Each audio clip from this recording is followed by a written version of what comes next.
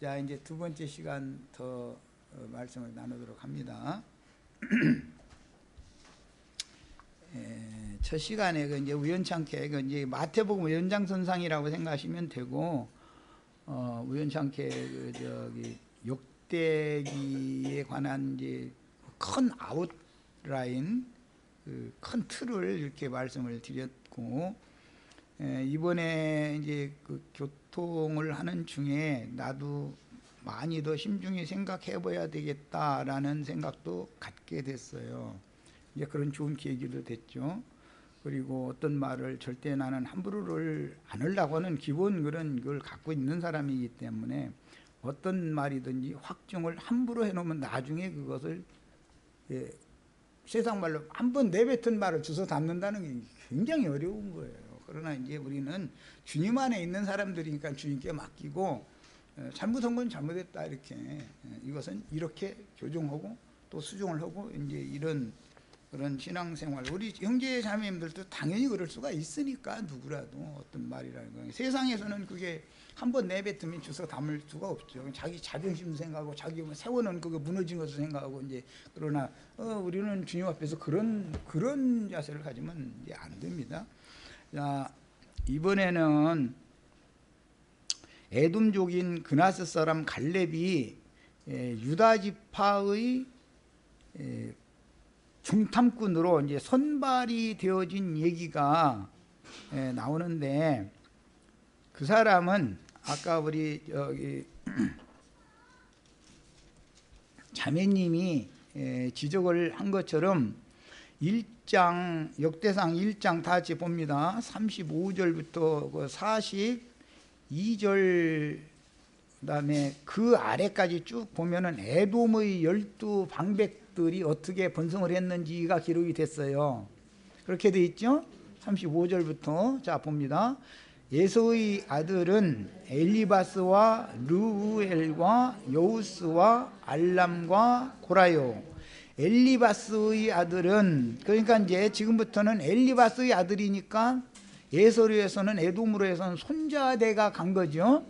엘리바스의 아들은 대만과 오말과 스비와 가담과 그나스와, 여기 그나스가 나와요. 이 그나스는 에돔족이다라는 것을 확증을 잘 하셔야 돼요. 그래야 2장에 가서 갈렙 얘기가 나오면 구분을 할 수가 있어요.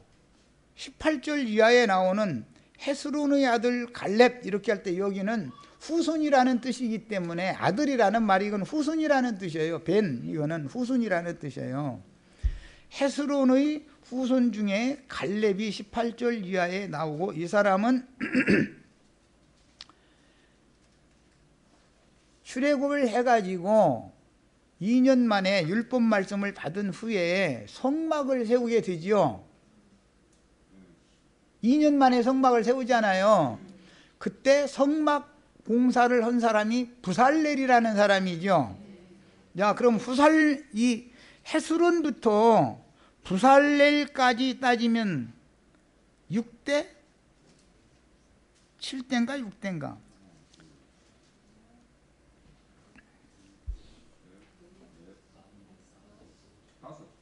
5대예요? 네. 이렇게 많은 대가 흘러가요. 그러니까 그때 무렵에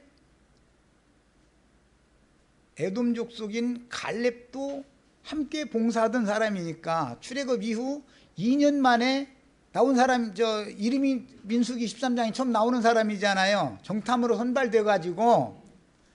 출애굽 2년이라고 하는 말은 성막이 세워져서 예배가 시작이 된 때다라는 말인데, 그때는 더 특징이 하나는 뭐냐면 가데스 바네아에 이른 때단 말이야. 광야를 완전히 횡단해서 끝까지 간 거예요.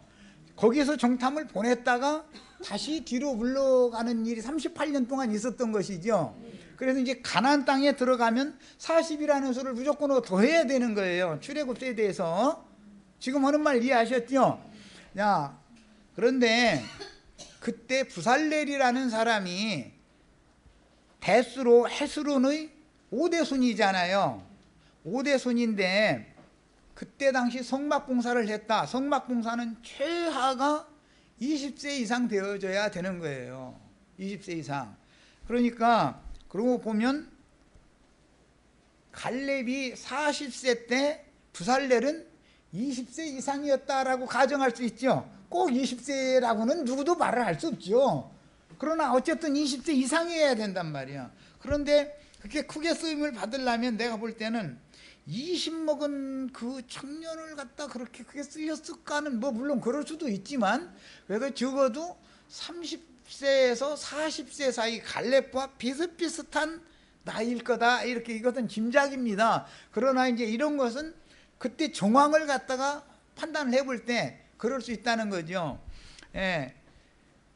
야, 그래서 성경을 볼 때 18절 이하에 나오는 그 계보가 이름이 같다 해가지고 42절에 나오는 계보와 완전히 계보가 나눠지고 다른 계보로 흘러간다라는 걸 우리는 봐야 된다고요. 자, 그 말은 성경에 헤스론의 아들이라고 할 때 갈렙도 헤스론의 아들이 될 수가 있는 거예요. 갈렙도 뿐만 아니라 적자인 람이나 글루베라는 사람도 헤스론의 아들이 될 수 있는 거예요. 그건 우리가 확정을 못하죠. 성경이 무슨 의도를 가지고 똑같이 헤스론의 아들을 두 계보를 기록을 하고 있으니까 뒤에까지 계속. 야, 그래서 이제 우리는 이것을 에돔 족속인 그나스 사람 갈렙에 특히 초점을 맞추는 거예요. 적통 혈손에 맞추면 그 접붙임을 받은 버림받은 족속이었었던 그 족속은 구원의 길이 문이 막혀버리기 때문에 하나님은 이방인에게도 구원의 문을 열어놓고 계신데 선민사상이라는 게 유대인의 선민사상이 이것을 인정 않기 때문에 유대인의 선민사상 때문에 유대인이 심판받은 거잖아요. 기독교계가 실제 심판받는 것은 칼뱅의 예정론 때문에 심판받는 거예요. 사실은 교회만 구원받는 거예요. 다른 교회가 판단할 때 그 장로교단의 교리를 안 믿으면은 불택자잖아요.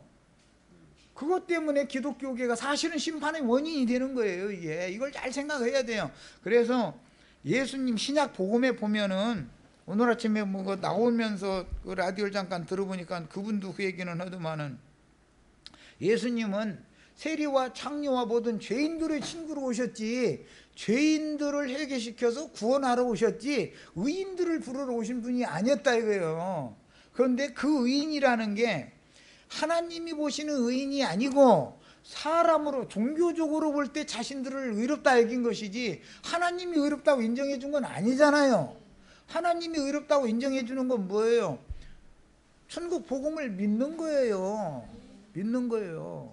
그러니까 이거 진짜 막 위태위태한 부분까지 갔는데 에돔 족속인 갈렙과 그 자손인 메사로 흘러가는 그 후손들이 이건 가나안에 들어간 1세대를 지금 역대상 2장 42절에는 가나안 땅에 들어간 1세대를 기록한 거예요. 그런데 이것은 신약으로 말하자면 천국 복음을 믿어서 예수 안에 들어간 사람들을 상징한다고 용해를 할 수가 있다 이거예요. 그렇죠? 저 앞에는 죽은 사람들의 족보를 기록을 했어요. 광야에서 다 죽은 사람들 얘기가 쭉 나와요. 우린 죽으려고 예수 믿는 건 아니죠. 그렇다 해서 다 죽은 건 아니고 거기서도 이스라엘 12지파도 후손은 또 들어갔잖아요. 그런데 대부분 보면 죽은 자들의 그 계보가 41절까지는 쭉 다 보면은 그 가나안 땅에 들어간 계보를 중점으로 하는 것이 아니라 광야에서 애굽에서 태어난 사람, 광야에서 태어난 사람들을 중점으로 기록을 했어요. 그 이름들을 다 자세히 살펴보면 이것은 성경이 말하고자 하는 어떤 의도가 있다 이거예요. 이게 42절이라는 것이 단락이 딱 나눠져 가지고 요단강 건넌 사람들의 새 계보를 여기다 의도적으로 기록한다고 나는 보는 거예요. 이건 이제 좀 그렇기는 한데 그래서 성경을 보는 눈이 우리는 좀 넓혀지고 깊어져야 된다. 성막 봉사를 했고 성막을 세웠고 한 그 사람들이 가나안 땅에 들어간 것은 아니잖아요. 광야에서 다 죽고 여호수아와 갈렙만 세 세대와 함께 들어갔으니까 지금 내가 뭔 말인지 아시겠죠? 야, 이처럼 우리는 구원을 받았나이다 한다 할지라도 구원을 안 받았던 건 아니죠. 애굽에서 나왔으니까 그 사람들이 뒤로 물러가서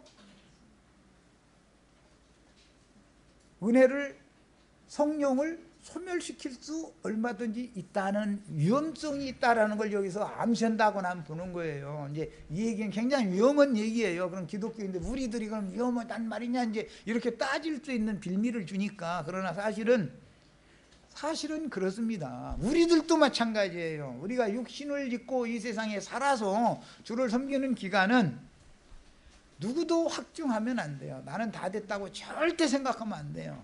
주님 손에 있는 거예요. 믿음의 끝까지 붙어 있어야 돼요. 은혜의 끝까지 매달려 있어야 돼요. 사람의 의나 나의 어떤 뭐 종교성이나 뭐 내가 무슨 선한 일을 한 것이나 뭐 이런 것에 자꾸 유혹당해 가지고 나는 뭐 괜찮고 저놈들 다 망해도까지 아유 세상 심판 빨리 와야 돼. 그러니까 꼴배기 싫어서 쓸어버려야지. 이런 생각, 이렇게 사람이 유혹하는 거거든요. 사탄이 모르는 거예요. 내가 꼴배기 싫은 그 사람은 오히려 데려가시고 나는 버려둘지 누가 알아요. 그거를 모르는 거예요. 오죽하면 바울 사도가 지금 여기서는 이제 뭐 이 얘기까지인 건데 갈렙으로 상징된 사람은 가나안 땅에 들어간 1세대잖아요. 신약의 교회, 예수 그리스도의 몸된 교회에 들어간 첫 세대다라는 말과 같은 뜻이잖아요. 그런데 이방인을 위하여 보냄받은 사도들을 상징한다고 나는 보는 거예요. 뭐 이제 이상하게 할 얘기 다 해버렸는데, 예. 교회라도 문을 닫아야 되는 예루살렘 교회 사람들이 있고 이방인의 때 끝까지 끌어갈 이방인의 사도가 머리로 이름이 나와야 되는, 이제 여기로 말하면 갈렙으로 이름이 나와야 되는 그 족속이 또 흘러가야 되는 거예요. 그래서 람의 대까지 같이 해놨다가 나중에 가서는 혈손과 영적 손을 딱 나눠서 기록을 해놓은 거예요. 그러나 저 뒤에 가면 이제 역대기 저 뒤에 가면 예수 그리스도 다윗의 대에 가면은 딱 이게 딱 가서 또 만나게 돼 있어요. 또 이걸 이제 역대기를 보면 너무 놀라워요. 유대인 이방인이 딱 갈라졌다가 저 뒤에 가면 딱 만나버려요. 다시 이게 그리스도 예수 안에서 통일되는 거예요. 그분 안에서 한 몸으로 세워지는 거예요. 유대인이나 이방인이나 그분의 터 위에 함께 건축되는 거, 이게 교회의 이상인 거예요. 뭐 이거는 이제 저 이단 소리 듣기 쉬운 소리까지 했는데, 어쨌든 이런 영감이 반드시 역대기 속에는 감춰져 있다는 것을 이해를 하셔야 됩니다. 그리고 이제 문을 여는 데는, 천국 문을 여는 데는 부계가 있고 모계가 있어요. 에브라임과 므낫세의 경우는 부계지요. 요셉의 처는 이방 여자였죠. 요셉의 처가 이방 여자, 그 아스낫이라고 하는 여자잖아요. 그런데 그가 낳은 두 아들을 야곱이 입적시켰어요. 입적시켜요. 그걸 로마서 11장에서는 접붙인다라고 표현을 했어요. 접붙인다. 그런데 지금 갈렙의 경우는 이것은 확증하기가 어렵지만 여러 변수는 뒤에 놔두고 갈렙의 경우는 모계해야 된다. 부계는 확실히 아니다. 왜? 그나스 족속의 여분네 아들이라고 명기가 되니까. 아버지로 따지자면 유다지파에 들어올 수 없는 족속이에요.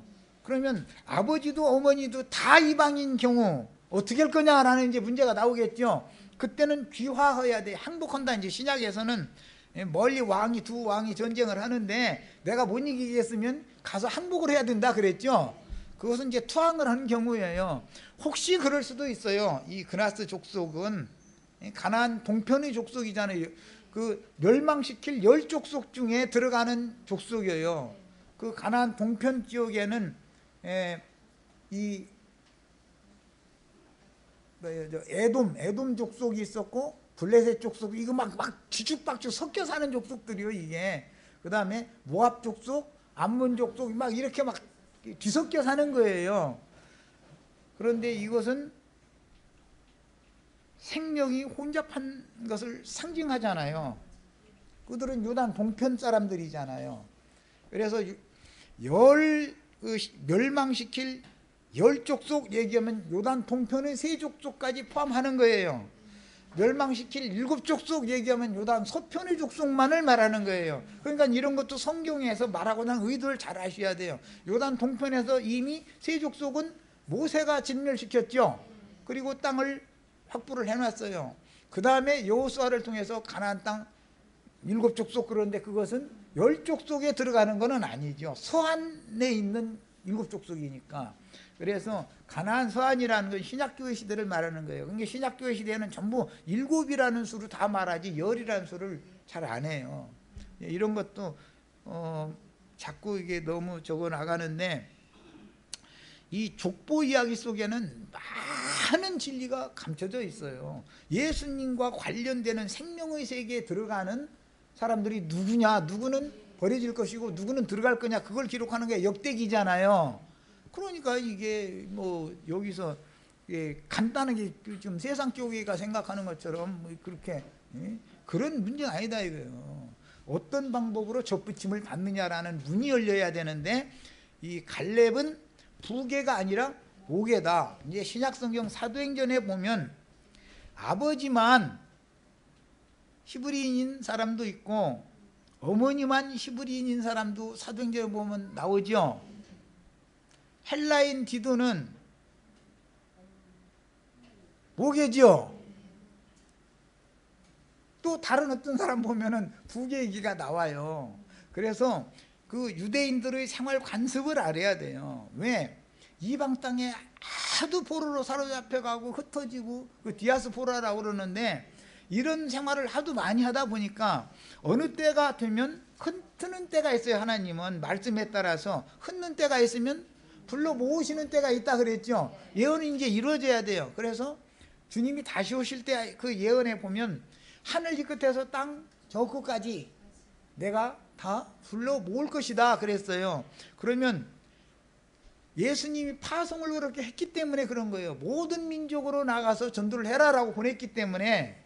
성령이 보내실 때 그렇게 보냈죠.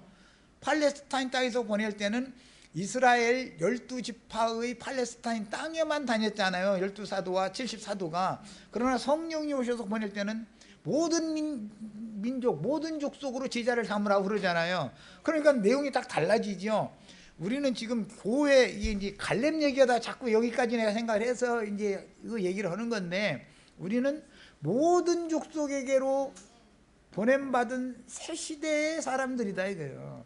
우리는 이미 새 하늘과 새 땅에 들어 있는 거예요.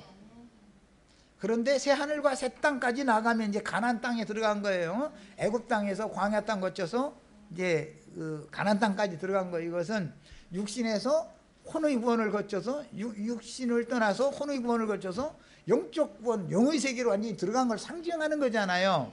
자, 그런데 그 가나안 땅에 들어가서도 죽을 자는 죽죠. 신약 교회 생활을 한다고 해가지고 안전한 건 아니죠. 끝까지 누가 살아남느냐라는 건 모르는 거예요. 아까 내가 이제 쉬는 시간에 사람 너무 이게 가볍게 보고 함부로 보지 말아라. 나도 뭔가 계시가 없고 확증할 것이 없으면 계시는 증거 않는 사람이다. 어디에 가서 누구와 이 생을 마칠 때까지 교회 생활을 끝까지 갈 것인가는 모르는 거예요. 이거는 누가 그런 무의를 알아. 그런데 이제 이런 얘기가 굉장히 위험 소지가 많은 얘기죠. 너한테 와야 구원이냐 이 말이 될 수가 있잖아요. 그래서 끝까지 살아남으셔야 돼요. 끝까지 살아남는다라는 말은 하나님의 생명에서, 그리스도의 은혜에서 끊어지지 말아라 그 말이에요. 성령을 소멸시키지 말아라 그 말도 되는 것이고. 우리는 접붙임 받은 사람들이기 때문에 경륜적으로 보면 이스라엘 12지파를 가볍게 여기면 안 되는 겁니다. 신앙의 뿌리는 그들을 통해서 왔기 때문에 그래요. 갈렙이라는 사람이 하늘에서 무조건 뚝 떨어지는 게 아니에요. 이미 앞에 아브라함의 그 믿음의 자취를 쫓는 그 계보가 여기까지 왔기 때문에 그 때에 딱 맞춰서 갈렙을 갖다 적을 붙이는 것이지, 갈렙이 하늘에서 허공에서 떨어지는 건 아니잖아요. 그렇죠? 예, 이제 이런 것까지 넓게 생각을 해보시기 바랍니다. 그 다음에 중요한 말은 이제 성경이라는 것은 굉장히 가볍게 기록하는 게 아니라 몰라서 그렇지 신중하게 기록을 하는 거다. 성경을 그래서 함부로 그냥 막 증거하고 함부로 막 이게 하고 싶은 말 해대고 이러면 안 된다 이거예요. 신학자들은 그런 그 가벼운 경향이 너무 많아요. 또 뭐 말씀 깨달았다는 사람들은 그냥 너무 또 영적이다 해가지고 아무 근거도 없는 소리를 막 끌고 나가는 경향이 많죠. 그게 다 미혹이다 이거예요. 그게 이제 증거로 삼고자 하는 거는 아까 이미 쉬는 시간에 이제 얘기가 나왔는데 18절에 나오는 헤스론의 아들이라고 하는 것은 이것은 자손이라는 뜻이고, 그 갈렙이 나오고 이 갈렙은 혈손으로 따지자면은 42절에 나오는 여라무엘의 아우라고 한 이 이 아우라고 하는 이 말은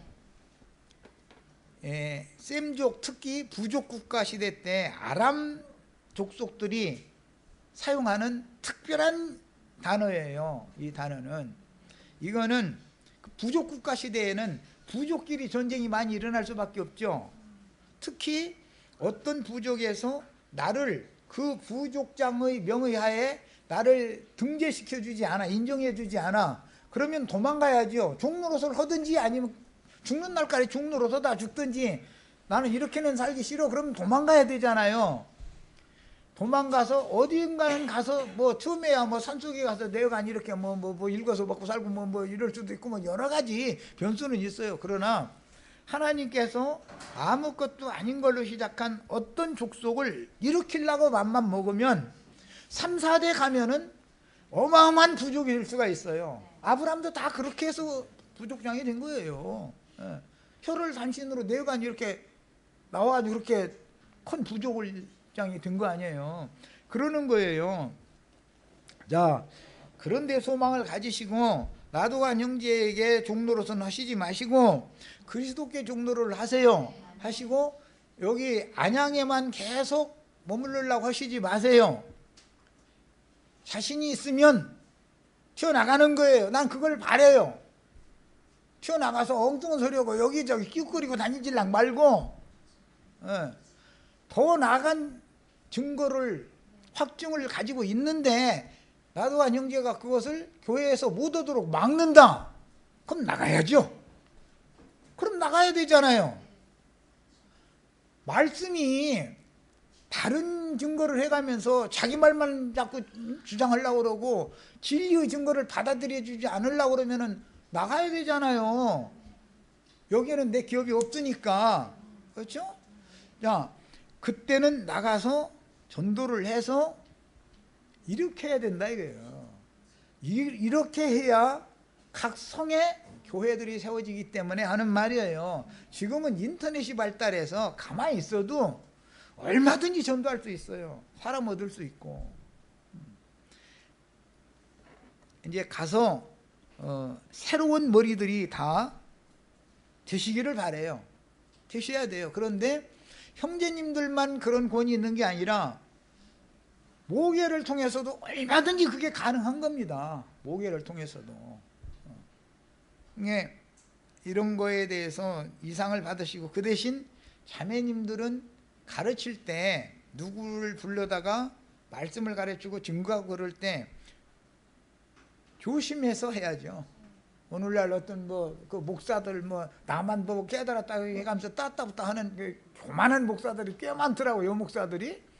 참 그런 식으로 해서 많은 사람을 불러 모아도 가르침 받은 영혼들이 주님 앞에서 많은 것을 깨닫고 알수록 더 겸손해져야만 정상적으로 사역을 한 것이지, 괜히 교만해져 가지고 이런 짓을 하게 만들면 그 사역을 잘못한 거죠. 가르치는 사람의 영이라는 게 굉장히 중요한 겁니다.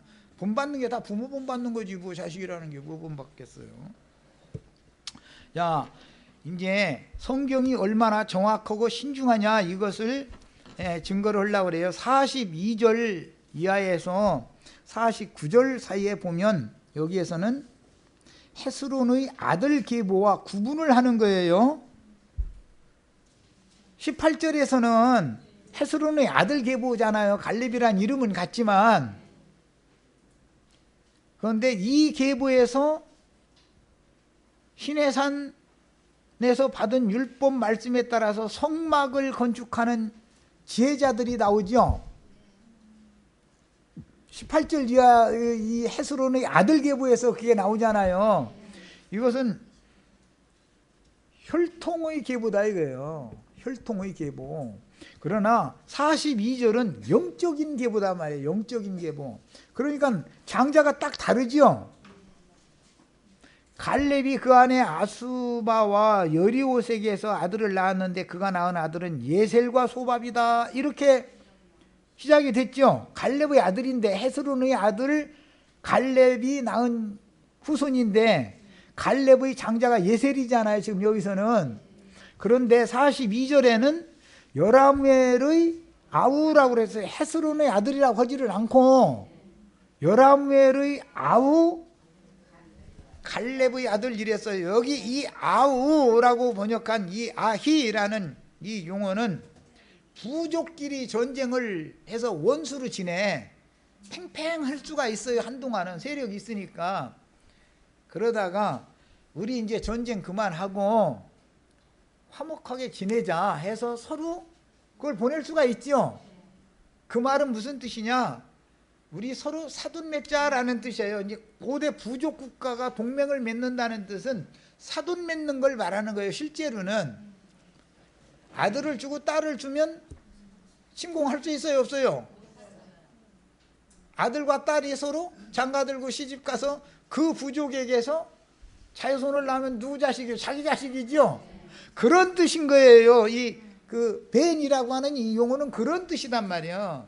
그리고 아우라고 했을 때 이 아우라는 말은 그 화목 제사를 드린 이제 그 전쟁하던 부족끼리 이제는 그만 싸우고 우리가 서로 화목하게 지냅시다. 그러려면 당연히 내 아들한테 그 장성한 아들이 있는데 그쪽 측에서 좋은 딸이 있으면 다고 이렇게 이제 청혼을 넣는 거예요. 그것이 그 화목을 위해서 사자가 가는 것이 이게 중신애비예요. 마두한 형제 지금 중신애비 노릇하고 있죠. 하나님과 원수된 사람들에게 서로 화목하게 지내라고 중신애비가 뭘 가지고 가느냐.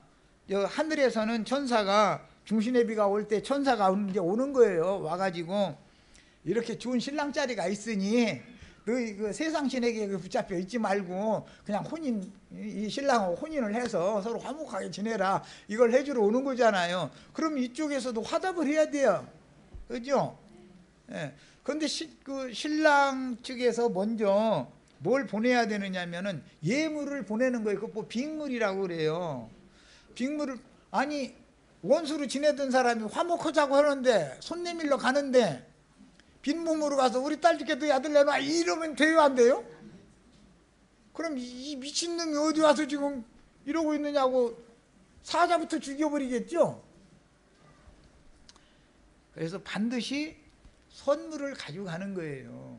가서 화해가 그 선물을 받아들이면 화목하게 지내자는 뜻이에요. 그러면 그 사람을 그 사자를 빈손으로 보내면 돼요 안 돼요? 여기서는 바리라고 해가지고 이제 바리바리 싸서 보낸다라는 말이 거기서 나오는 거예요. 신부 측에서는 가지고 온 거에다가 보태가지고 이제 한 바리 받았으면 두 바리를 보내는 거예요. 그러면 사돈 관계가 맺어지면 부족 간의 전쟁이 이제 끝나고 평화 시대가 오는 거예요. 그때 사돈이 딸을 보낼 때는 그 전에 이제 선을 보여야 되니까 이제 사유도 거기 갔다 오고 이제 이게 몇 번 한 다음에 혼인이 정식으로 이루어지니까 그런 혼인 절차라는 게 복잡한 것이고 그렇게 되면은 화목제라는 걸, 혼인 예식이라는 건 원래는 화목제사를 말하는 거예요. 화목제를 드려요. 그런데 사람이 죽어야 되지만 짐승을 잡는 거예요. 잡아가지고 피를 사방에다 뿌리고 피를 그릇에다가 두 그릇에 나눠가지고 먹는 게 아니라 한 그릇에 피를 받은 것을, 나머지 피는 이제 버리겠지만 받아가지고 신랑 측에서 음복을 해요. 신부 측에다 건네주면 신부 측에서도 대표자가 음복을 해요. 그러면 피를 섞었다고 보는 거예요. 이것이 뭘로? 화목제물로 피를 섞은 거예요. 그러면 그때 그 집례를 하는 그 혼인 집례자가 선포를 해요. 이제 이 지파와 이 지파는 서로가 하나가 되었고 화목하게 됐으니까 서로 뭐라고 선포하느냐? 형제다, 이렇게 불러요. 형제. 예. 이게 지금 그 저기 해교도들 그 IS 그 사람들은 아람 족속이니까 지금까지도 그 말을 계속 사용하죠. 자기네들과 잘 지내면 형제라고 해요. 혈통이 같아서 형제가 아니에요. 그런 용어예요. 여기 여라무엘의 아우라는 말은 헤스론이 낳은 장자인데, 여라무엘은 그렇죠? 갈렙은 에돔 족속이니까 원수잖아요. 야곱과 에서는 원수니까 서로 에서는 야곱을 죽이려고 하는 거잖아요. 벼르고 막 이러잖아요. 그런 관계인데 여기에 와서 화목하다 이거, 화목된다 이거예요. 그래야만 여라무엘의 아우라는 말이 나오는 거예요. 이 아람 족속의 어떤 말은 그 시대를 반영할 뿐 아니라 굉장한 뜻을 감춰놓고 있어요. 이것을 영적 해석을 우리는 이제 할 줄 알아야, 적용을 할 줄 알아야 되니까. 그래서 여라무엘의 아우 갈렙의 맏아들은 메사라고 해가지고 족보가 다르지요. 18절에 헤스론의 아들 갈렙의 족보와 여라무엘의 아우 갈렙의 족보는 달라요. 야, 그리고 나서 이것을 명확하게 해야 된다고 판단을, 이제 이 기록은, 역대기는 페르시아 시대까지 기록이 된 거니까 페르시아에서 헬라로 넘어갈 그 즈음에까지 역대기가 기록이 된 거예요. 아까 내가 그 얘기했죠. 예? 자, 그렇기 때문에 그러면 페르시아 시대 이후 사람이 분명히 기록을 했을 거다라는 건 알 수가 있겠죠. 바벨론이 망한 이후 사람이, 망할 때 같이 살던, 그 망할 때 돌아온 무리와 함께 섞여 있던 누군가가 기록을 했다 이거예요. 그러면 제일 유력한 게 누구예요? 학사 에스라가 딱 생각나죠? 느헤미야 아니면 에스라일 거다 이거예요. 그러니까 이제 이 역대기를 볼 때는 그런 전체적인 배경을 보는 거예요. 예. 자, 그래서 그 학사 에스라가 만약에 저자라면, 또 혹은 뭐 총독이었던 느헤미야가 저자라면 이런 것을 다 감안해서 이 용어를 사용했다는 말이야. 그들의 전통과 그들의 생활 관습과 이런 걸 다 감안해서 성경을 기록했어요. 그리고 나서 그래도 갈렙이라는 이름이 각각 다른 갈렙을 기록을 해놨기 때문에 뭔가 더 명확한 걸 해야 될 필요가 있기 때문에 여라무엘의 아우 갈렙의 계보에다가는 마지막 절이 뭐죠? 갈렙의 딸은 악사더라. 이건 빼도 박도 못하게 딱 못을 박아 넣는 거예요. 지금 내가 이 성경을 보는 관점을 잘 이해해야 돼요. 이 악사가 가나안 땅에 들어갔을 때 그나스 사람 온니엘의 아내가 되지요. 윗셈과 아랫셈 받아가지고 출가를 했어요. 야, 그럼에도 불구하고 기독교계에서는 이런 명확한 이런 구속사의 관점으로 성경을 읽지를 않고 그들이 말하는 소위 신학적으로 성경을 읽기 때문에 갈렙도 같은 사람이고, 참 다른 사람이고, 그 다음에 악사도 사사기에 나오는 악사와 여기 역대기에 나오는 악사는 다른 악사다, 이렇게 확증을 너무 해버린다 이거예요. 그게 과연 그 사람들이 주장하는 대로 그렇게 확증하는 말이 맞는지 우리는 찾아내야 되잖아요.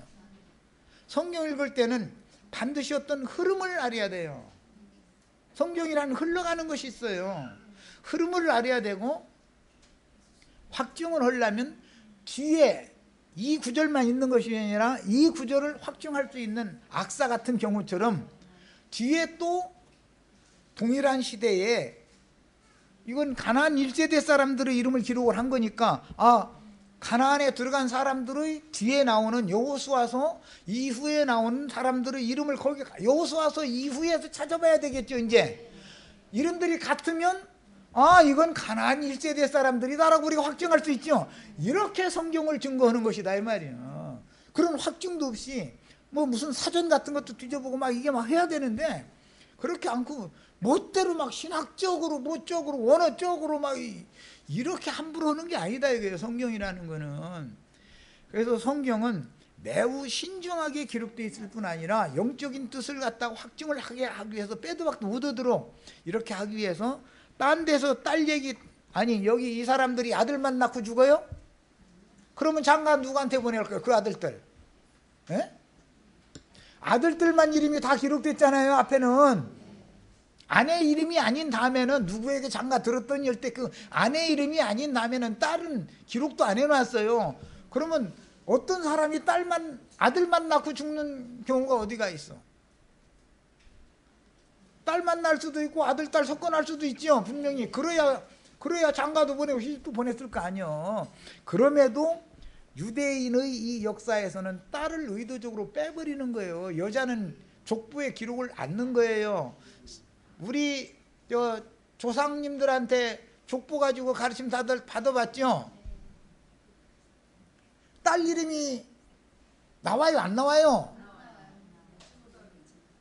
그러면 딸들은 족부에 이름이 없었기 때문에 셈족의 문화예요. 이것이 없었기 때문에 지금까지는 남녀 차별하는 그 문화가 계속 이어졌었기 때문에 딸들은 종중의 재산이 있으면 분배를 받아가지고 시집을 갔어요? 그냥 갔어요? 시집 보내면 뭐라고 그래요? 서럽죠? 왜 출가 외인이요? 정말로 출가 외인이면 보따리 이고 둥거리다 하나 짊어지고 오면은 들어가봐 이년아 할 필요가 있어요? 없어요? 출가 외인이라며 그것은 재산 다툼에 해당하는 얘기인 것이고 기업과 관계되는 얘기인 것이지 지금은 시대가 좋아져서 그 가문의 딸들도 이름을 지금은 현대족보에는 딸들 이름도 다 올려놓고 옆에다 사위 서라고 해가지고 사위 이름까지 다 올려놓죠. 왜? 내 아들은 땅이나 받아 죽었는데 딸이 시집가서 잘 돼가지고 좋은 사위 만나서 사위가 국가에 배수를 했어. 그러면 아들보다 그 사위가 딸이 낫죠. 그런 개념이 룻기에 나오는 개념이에요. 7 아들보다 나은 며느리 그렇게 돼 있죠. 우리 형제 자매님들 다 7 아들보다 나은 며느리들이 다 되시기를 바래요. 성경을 알려면 셈족의 문화를 알아야 돼요. 어느 관습을 알아야 돼요. 그래야 성경을 이해를 하기 때문에 그래요. 그런데 이제 우리는 다행히 셈족 계보기 때문에 성경에 나온 용어를 읽으면 대충 이해가 감이 오지요. 이렇게 소상하게 가르치면 안 받아도 이거는 이때는 시대가 이런 때였었구나 하는 거를 알지. 그래서 역대기 2장에 특히 우리가 주목할 것은 헤스론의 아들 갈렙 얘기도 나오고 헤스론의 아들인데 여라무엘의 아우라고 하는 아들이라는 용어는 벤이라는 용어예요. 아우라고 하는 용어는 아히라고 발음하는 용어인데 이것은 원수가 화목될 때 이제부터 당신들도 우리의 형제다라는 그런 뜻의 용어인 거예요. 그런 뜻의 용어인 것이지 혈연의 형제라는 말이 아니에요. 지금 설명한 말을 이 두 단어를 잘 알아야 돼요. 헤스론이 9절 헤스론이 낳은 아들이 있죠. 거기 낳은이라는 이 낳은 아들이 있고 그냥 18절에 헤스론의 아들 이 아들은 단어가 달라요. 낳은 아들은 혈손이라고 말이죠. 그냥 아들은 벤이라는 말은 손자일 수도 있고 증손일 수도 있고 오대손일 수도 있어요. 이건 모르는 거예요. 그러니까 혈통이 한쪽만 이 혈통인데 받아들인 사람도 이 단어로는 다 들어갈 수 있는 거예요. 포괄적이죠. 우리가 하나님의 아들이 될 수 있는 조건은 우리가 히브리인의 혈통을 따라서 하나님의 아들이 되는 게 아니죠. 벤이라고 하는 이 간단한 단어 하나 때문에, 아히라고 하는 간단한 이 단어 하나 때문에 하나님과 원수된 자가 하나님과 화목된 자들이 되고, 그 다음에 마귀의 자식들이 썼는데 하나님의 아들로 입적이 된 거예요. 이해하셨어요? 이마만큼 성경이라는 것은 그게 함부로 이렇게 막 해석하고, 함부로 뭐 신학적으로 뭐적으로 뭐 원어가 무엇이 어떻고 뭐 파싱이 어떻고, 그러니까 뭐 그러다가는 큰일 난다는 유익한 점도 있습니다. 그게 다 나쁜 건 아니에요. 신학이라는 게 다 나쁠 리가 있어요. 네. 아니 히브리어 헬라어로 배운 것이 다 나쁠 리가 없죠. 그런데 사용하는 사람이 하나님 앞에서 얼마나 신중하며 하나님 앞에서 얼마나 겸손한 영을 가진 사람이냐에 따라서 오남용될 수가 있고, 그것을 합당하게 사용될 수가 있다. 그런 것을 잘 이해를 하셔야 돼요. 사람이 무게가 있고 하나님이 정말로 쓰시는 하나님의 말씀이 그에게 있다라고 확증을 하려면 그 사람의 영을 봐야 되는 거예요. 그가 아무리 많은 지식을 가지고 있고 많은 것을 가지고 있어도 영이 교만하면 그건 소용없는 거예요. 교만 때문에 망하는 거예요. 사람의 영혼이라는 건. 자, 여기까지 해서 마치겠습니다.